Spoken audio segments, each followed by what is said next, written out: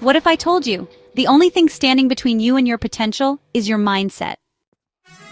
Think about it. The world's top performers, they weren't born unstoppable. They trained their minds to grow, adapt, and rise even after failure.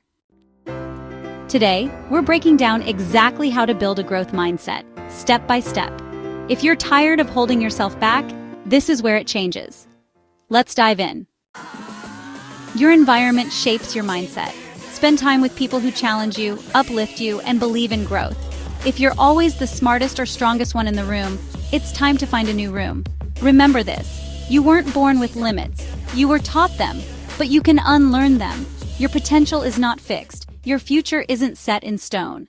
The shift starts in your mind, and today, you've taken the first step. So keep going, keep growing. Your next level is waiting. If this message spoke to you, don't keep it to yourself. Hit that like button, subscribe for weekly mindset fuel, and drop a comment.